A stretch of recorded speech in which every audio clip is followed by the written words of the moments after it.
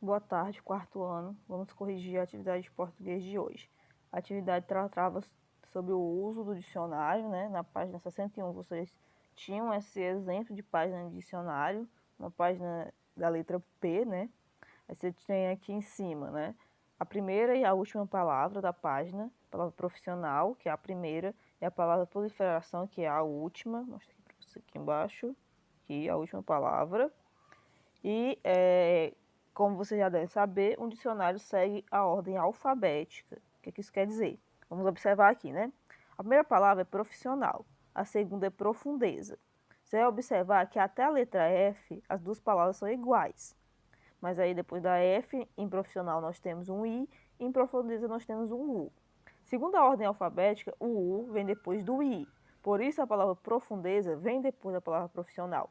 E assim por diante. Depois de profundeza vem profundidade, né?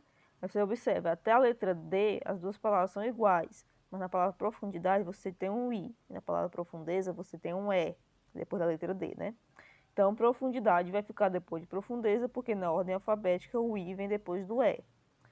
Aí, em seguida, você tem profundo, né? Também tem o O, né? E o O vem depois do I. Programa, no caso de programa, ela é igual a profundo até a letra O. Aí depois da letra O, em profundo você tem um F, em programa você tem um G. Portanto, a palavra programa vem depois, pois o G vem depois do F no alfabeto. Outra coisa, o que é que nós temos aqui, né? Isso aqui, gente, nós chamamos de verbete dicionário. Cada um desses aqui é um verbete diferente, certo? Um verbete para cada palavra. Então, o que é que nós temos no verbete? Nós temos a palavra, que você vai ver o significado. Você tem a palavra novamente, só que separada em sílabas, né? Profissional. Você tem destacada a sílaba tônica da palavra. E você tem a classificação gramatical da palavra. Profissional é um adjetivo de dois gêneros. Profundeza é um substantivo feminino. Profundidade é um substantivo feminino. E assim por diante. E aí você tem os significados. Aqui, profissional, você tem dois significados. O primeiro, relativo a determinada profissão. Aí você tem um exemplo. Ele é um jogador profissional de futebol. Substantivo de dois gêneros. Pessoa que tem uma profissão, um ofício, plural, profissionais, certo? Feita essa análise, vamos partir agora para as questões. A primeira questão na página 62 traz outro verbete, né? A primeira questão diz o seguinte: observe o verbete da palavra projeto, apresentado na página do dicionário lido anteriormente. Então, nós temos aqui o verbete da palavra projeto. Como eu disse, você tem a palavra projeto, você tem novamente a mesma palavra, só que separada em sílabas, é uma palavra de 3 sílabas, e a sílaba do meio, o G, é a sílaba tônica. Portanto, nós temos aqui uma paroxítona, né? A penúltima sílaba é a sílaba tônica. Nós temos a classificação gramatical. Projeto é um substantivo masculino. Nós temos o primeiro significado: ideia ou intenção de fazer algo no futuro. Plano. Então, esse é o primeiro significado. Projeto é uma ideia ou intenção de fazer algo no futuro, um plano para o futuro. Aí você tem um exemplo, né? Uma frase de exemplo. Ela estuda piano e seu projeto é dar concertos. Significado número 2. Esboço ou desenho de trabalho a ser realizado. Exemplo, o arquiteto faz projetos de construções. Aqui é os projetos de trabalhos. O arquiteto vai fazer um projeto de construção, ele desenha, né, aquele projeto, como é que vai ser, como é que vai ficar a casa, o prédio, ou até só um cômodo. Então, esse é o segundo significado da palavra projeto. Letra A. Quantos significados há para a palavra projeto? 2 significados, né? Nós encontramos 2 significados desse verbete. Como você chegou à conclusão da resposta anterior? Então, como é que nós concluímos que eram 2 significados? É possível perceber a quantidade de significados pelos números em destaque e pela leitura do verbete. Então, se você lê o verbete, você vai ver que tem 2 significados. E além da leitura, você tem a numeração, né? 1, 2. Então, você vai colocar isso.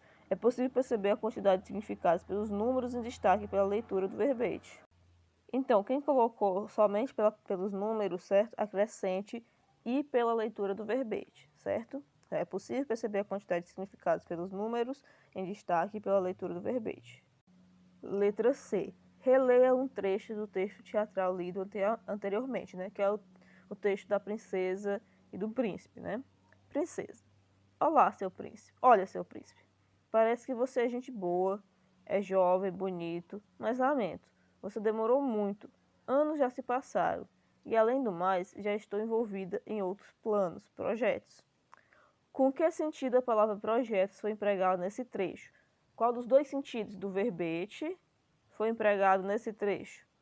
Com o sentido de intenção de realizar algo no futuro. Quando ela diz, e além do mais, já estou envolvida em outros planos, projetos. Ainda tem a palavra planos aqui que é para ajudar. É a mesma coisa que é dito aqui. É ideia ou intenção de fazer algo no futuro, um plano, certo? Então, é essa a resposta que você vai colocar aqui. Com o sentido de intenção de realizar algo no futuro, um plano para o futuro. 2. Se você precisasse procurar no dicionário as palavras proibiram e projetores, como você as procuraria? Consultando as palavras na forma flexionada, proibir e projetores, ou consultando as palavras na forma não flexionada, proibir e projetor? A resposta correta, gente, é a segunda.